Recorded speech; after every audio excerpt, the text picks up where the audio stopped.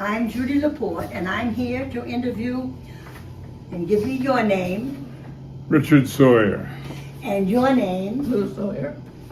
and what is your age, Lou? 96.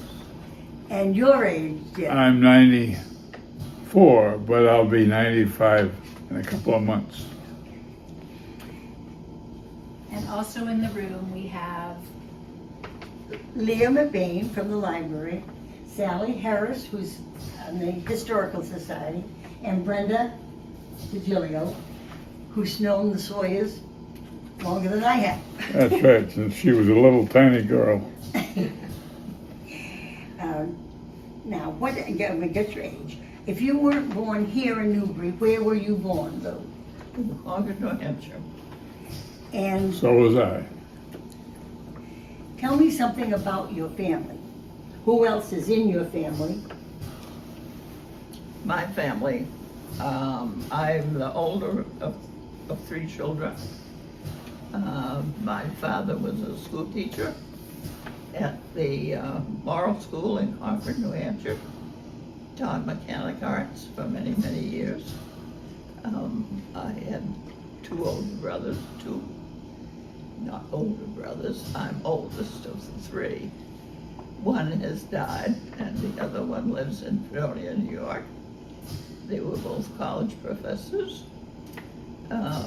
Dick and I had 2 children.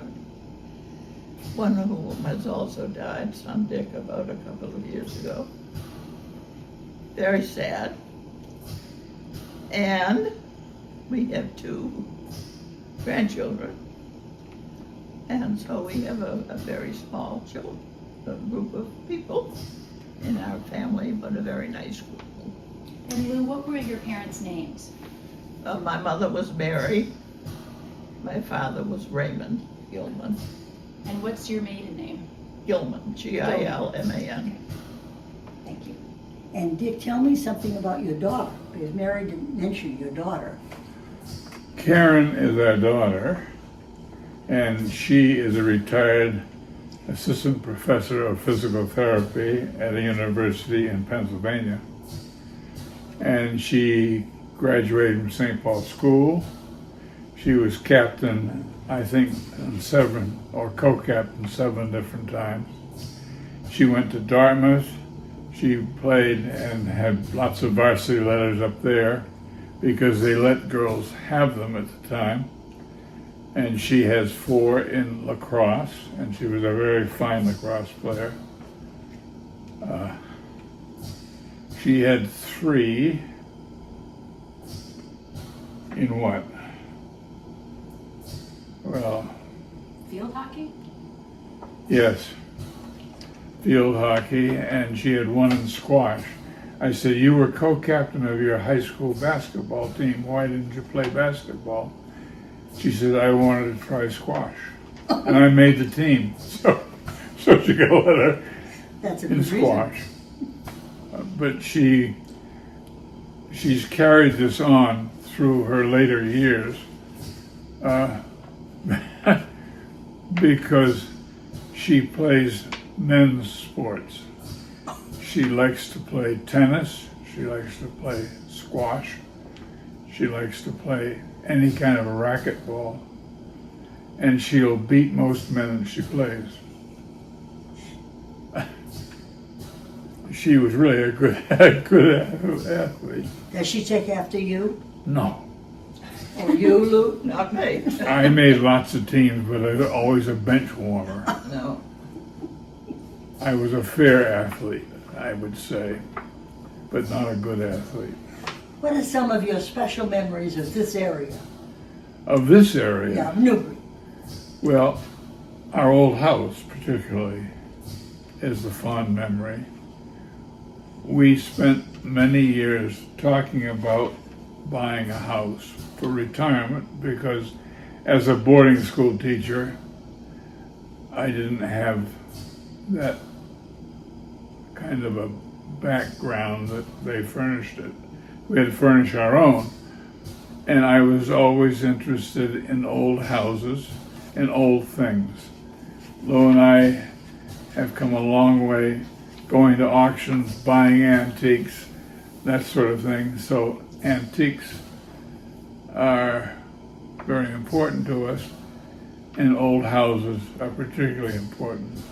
So we looked a long time. We had a very grandiose idea of what we were going to have, and it was going to be a cottage in Maine with 100 acres at least, with all kinds of beachfront, and it was going to go for a song, obviously. Well, we went up in the middle of Hurricane Carol, I think it was. My folks drove because they thought we'd get in trouble, and they were probably right. And we couldn't find anything south of, halfway up the Maine coast. So we gave that up as a bad idea and started looking around in the area near Concord, where I was teaching and where I was a school administrator. And so we decided on looking in this area because we had friends in Sunapee and we had friends over here, and that looked nice to us. We found this place. It was perfect, except it wasn't on the coast of Maine. And so we love our old house.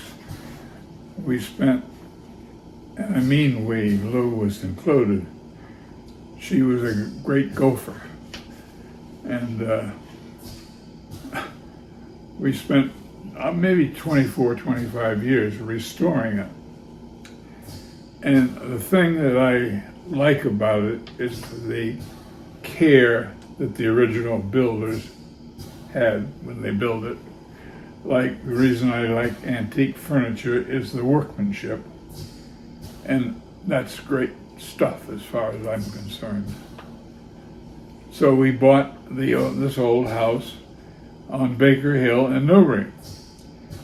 And we have had it for more than 30 years. I don't know how many it is. How many, Lou?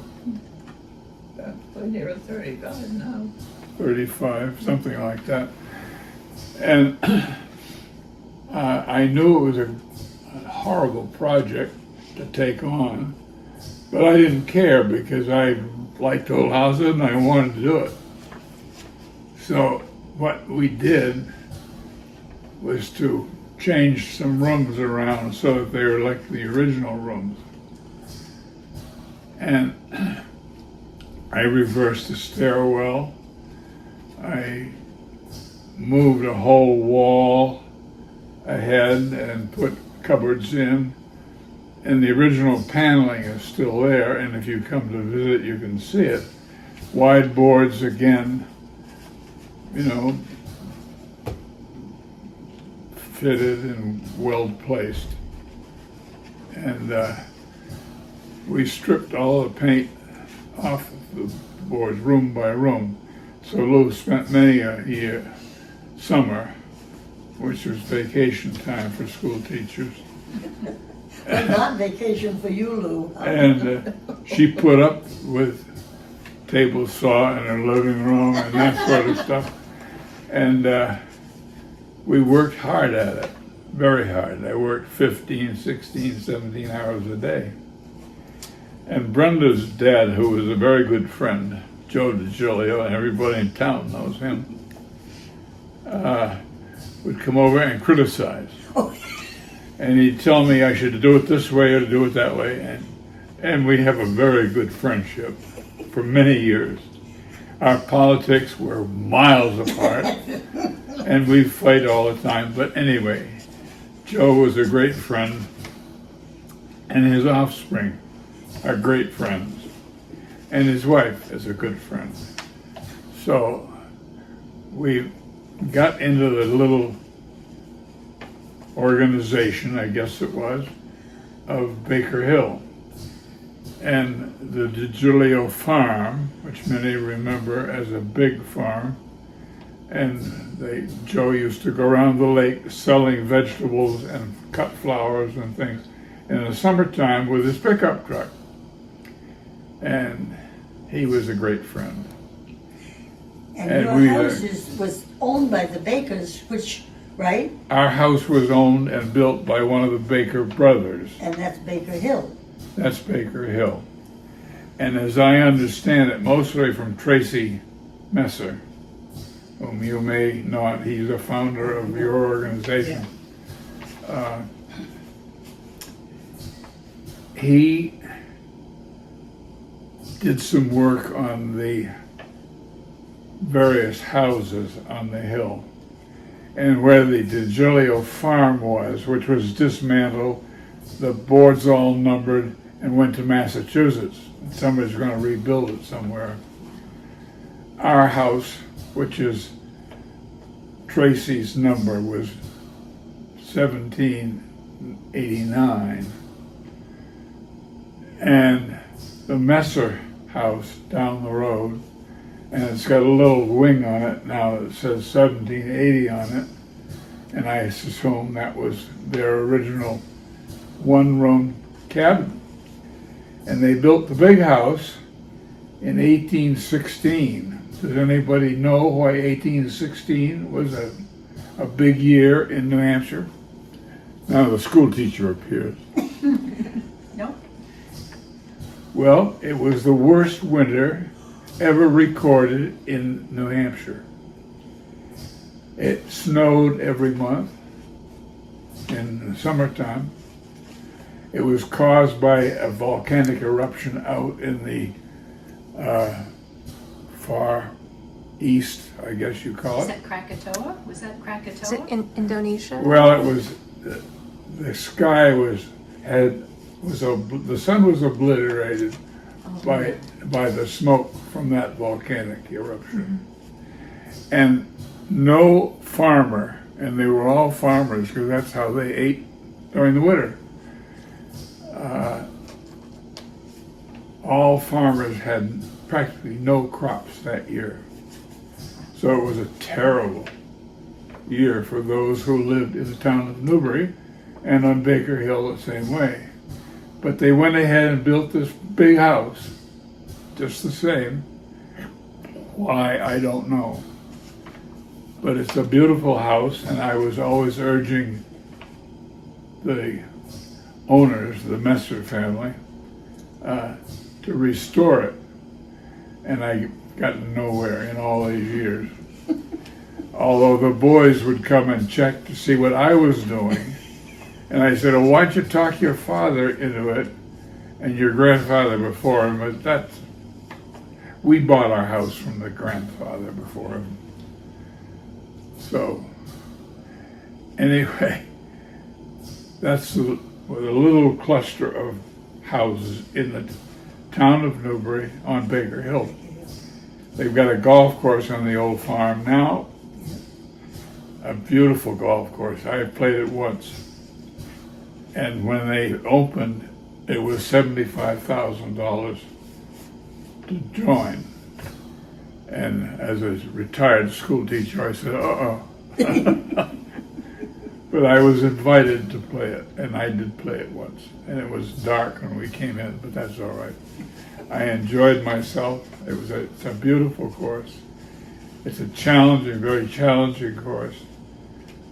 And I'm glad it's there because we have lots of land around us that's open and lots of birds and creatures of all kinds that wander around. And we both like the birds, we like the animals, and we didn't like them so well when I was growing a garden, but Did you have a lot of trouble with deer when you were growing up the garden? there's always been a lot of deer around, and the garden would get into it. And How about woodchucks? Did you have woodchucks too? oh yeah, woodchucks, porcupines, we got them all. So, but that's what we like. We like our wildlife, Yeah. and we like the birds. So And, where did you go to school? Well, we both went through the Concord public school system. My dad came back from the Navy in the Second War. He went in as an overaged person because He was too old for the current draft at the time, but he thought he should serve. So he went on officer training school as a Lieutenant JG in the Navy, which is the same rank as a first lieutenant in the Army now. And he came out as a lieutenant commander, as a commander, and he stayed in long enough to get a pension from the Navy, because he too taught school in the Concord school system for years. He was a history teacher, economics teacher, and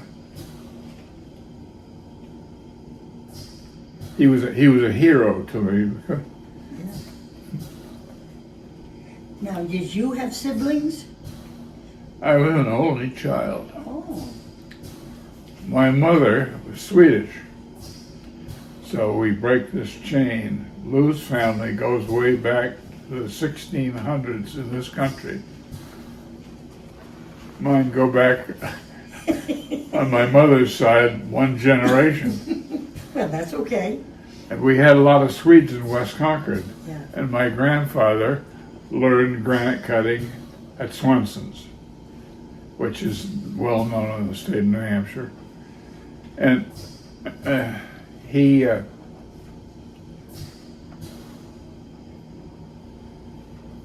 my grandfather, my maternal grandfather, who was born in Sweden, and his wife was born in Sweden, and he came over at age 19 with 35 cents in his pocket, and only some Swedish people in Concord that he knew who worked for Swenson's, or it wasn't Swenson's then, but in the granite quarries.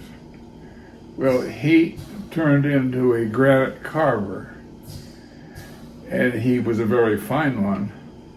And if you get digging around in the history of Concord, you'll find, or the history of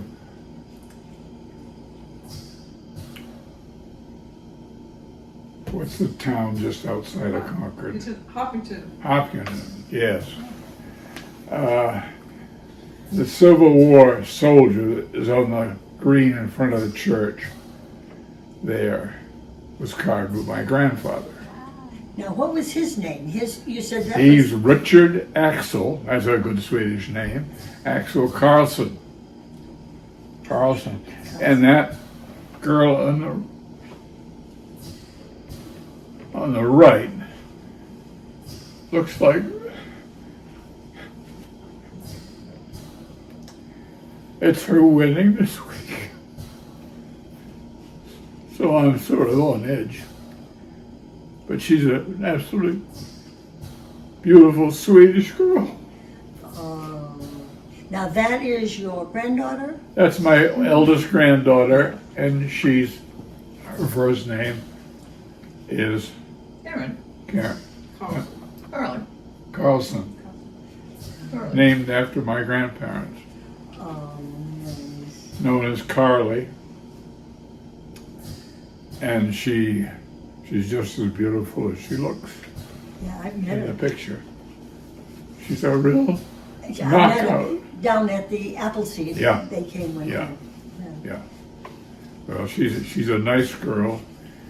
She went to University of Virginia, which is a fine school, and she has a degree from there in biology.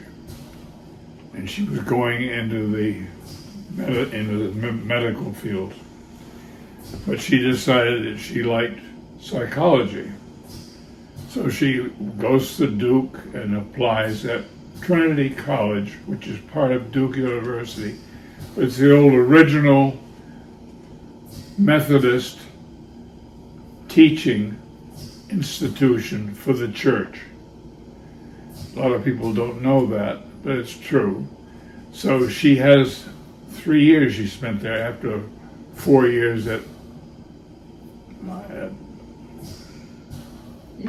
Virginia. Virginia. And so she does that, and she's a hospital chaplain at the university. of Virginia. And as you can tell, I'm very proud of her. And she, this winter she called up, said, "Grandpa, guess what?" I said, "What, Carly? What's happened now?" She said, "I applied to Harvard. Their medical school is offering people who are in my position as a hospital, whatever, to give us input into building of a program about medical deficiencies in working with the public and working with." She couldn't go because this other job was offered her. Virginia, from the University of Virginia, wanted her back because she had done some pro bono work there when she was a kid in school. So her history is very fine. Yes. Well, anyway, What and was her sister, the other one, the other girl there, went to Gettysburg College. She's a nut on the Civil War, and my Civil War musket, a Civil War sword, have somehow disappeared in her closet. But anyway, she works now for the Air Force. At least I hope she does. She may be cut because of you know who. Yeah. But anyway, she's writing the history of an air wing, which is a fighter wing, a big fighter wing. And she's flown in one of those planes, an F-16, all decked out, high pressure suit and all. And she actually steered the craft. Oh my. And now she's going with the guy that trained her. Anyway, who knows where he's going to turn up. But anyway, that's what she does. And she writes very well. And she's writing the history of the air wing. Oh my word, how interesting. So, Now, also, what was the community of Newbury like when you first started redoing your house? well, Well, we mostly stuck to ourselves, I think. we did. We had 2 little children, Oh, yeah. and so mornings were spent at the And you lake. probably brought up your groceries with you from Concord. Yeah. So we you, did. yeah, We so, would come and spend, we had the house in Concord that we could stay in too, and we had this house. And we could go to Condrey and do the laundry and come back and all of this. And we went to the lake twice a day, I think, all summer long. It was governed by Joe DiGilio, Yeah. who would call up and say, "I'm going to bring the corn stalks to the pasture for the cows. You want to come?" Oh, so we couldn't have supper or whatever. We had to wait for Joe and the kids to get rid of that. So Joe loved kids, But we didn't know many people. and he was very good to us and to them. did you ever bring students from St. Paul's up to work on the house? No. No. You didn't no. trust them, probably. I mean, to do the good work. No, I didn't. I didn't No, think we I didn't should. do that, That's no. sort of. The kids didn't think it was so great because there weren't other kids to play with. It was sort of quiet and dull, and now I think it's the best place on earth, you know. Lou, when you went to the lake, where did you go? Down to Blodgett's. To Blodgett's, Yeah. to the town dock?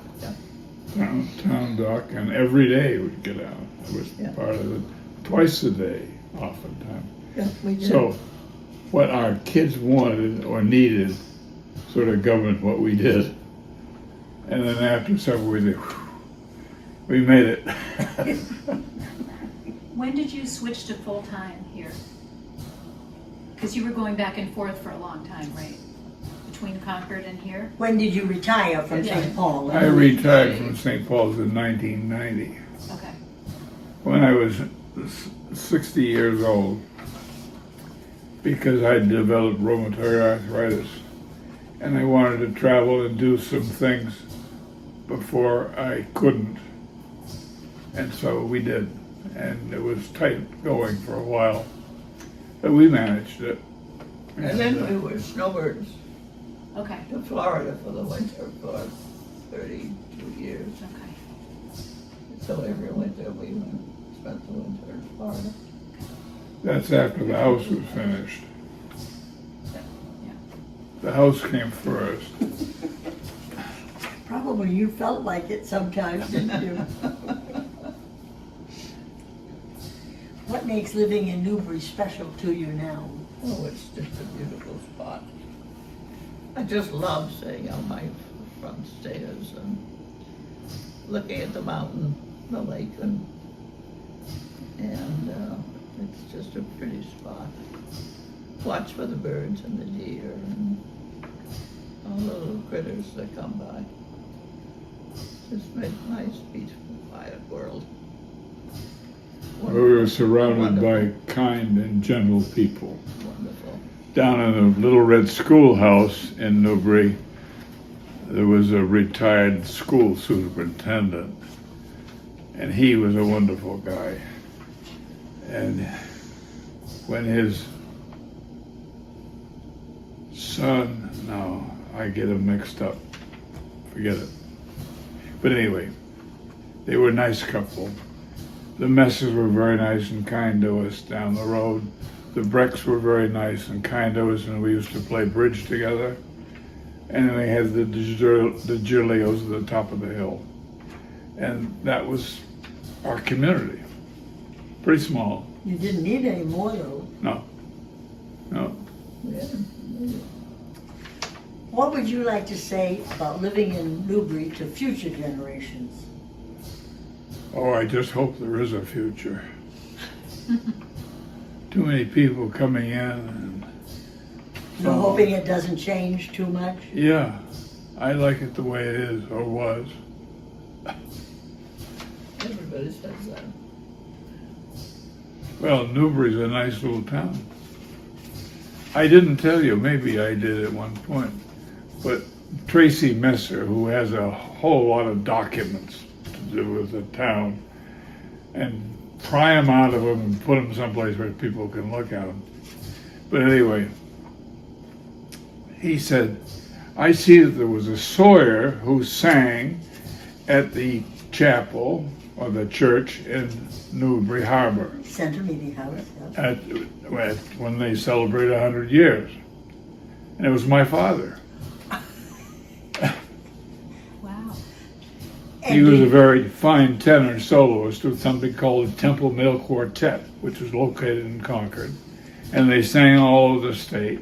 He sang me through college. That's how he paid my college bills. Oh my word. Can you sing? I do sing, yeah. Do you? Yeah, well, I'll No. bet. Well, depends on who's listening, I guess. Yeah, he has a nice voice. But anyway, What were your parents' names? Did you tell us that? Russell Sawyer, And what was your mom? I don't. Ida Carlson. Okay. Thank you. And do you sing? I was in church choirs and things like that, but Not solos? Yeah, her mother played the organ in West Congregational Yes. Church. Oh. yes, he did. I did. Yes, So I you enjoyed sang in the singing. choir a lot then? I sang in the choir a lot, but I So did I. I was started not a when I was singer. 8 years old or 7 years old in the men and boys choir at St. Paul's Church in Yeah. Concord. And we were good. Yeah. We'd sing all over the state and people would come in and they'd applaud. And they shouldn't have, but they did. So we both had a lot How of did you two music. meet? How did you meet? We lived in the We same grew up in town. the You same know all the town. girls in the same town. You made sure you knew all the girls. Sure, why not? Now, is there anything else you'd like to tell us that we haven't touched? Well, I don't think so. It's a great We're- place to live. We're happy to be Newbury residents. We're happy Lou to have holds you. a Newbury cane for Yes. the oldest resident in town. So that was kind of fun. Lou didn't like it because she's kind of gun shy about such things. Oh, but you were wonderful when we gave you the cane. She was. She handled it very neatly. And we've got a picture of you smiling. Holding me up. Yeah. Oh, well, Well, anyway, Okay. it was fun. I guess that's probably enough about us. That's all I can think of. Did we miss any questions on No, well, look, I skipped a lot of them because they weren't relevant. Yeah. No, I think we're good. Thank you so much. Yeah, well, we got a lot of degrees in this outfit. Karen's got, I don't know how many degrees. Oh, my word, yes. Tell them about Lou's relative coming over on the Mayflower. Well, that's my Oh, relative. your relative. See, I was getting confused. Yeah. Well, my father, I said, I don't know anything about the Sawyers. Tell me about the Sawyers. Well, last I knew, as far as I could go, they were help at the Stark Mansion where Route 13 goes south towards Goffstown. And my great-grandparents are buried in that little cemetery there. So I get that far. But they're a rather undistinguished family. My wife has the shining lights. She goes back to all kinds of people who were governors and senators and all kinds But of, not pirates, huh? not pirates, no. But they were all from Exeter, and if you go to Exeter and look at the historic houses in Exeter, there's a Gilman house on every block. There was a Gilman house at Phillips Exeter. Yes, the headmaster's house at one time. Yep. Well, it's the same family. But what about the one that fell overboard? Well, that was John Howland. My father said, don't trace Sawyers to the drunks or horse thieves or something else. So what do you do when your father tells you that? You go trace him. So I traced him back, and lo and behold, I got back so that I'm a member of the Mayflower Society. And John Howland was the guy, if you ever read the history of the Mayflower, who fell overboard, grabbed a trailing rope, and they pulled it back aboard. Wow. Oh, my word. Lucky guy. And he Well- was your relative. Yeah, yeah, he my Pilgrim relative. And Carly wrote an essay on John Howland and won $1,000 scholarship to go to college. Oh, you're kidding. Yeah, she did. Oh, that is so neat. And I bet she did a good job writing it, too. Well, both of those girls are just so bright, they scare me. You know, and I dealt with some pretty bright kids over the years, Yeah, of course you have. but they're right up there. Any other things from that?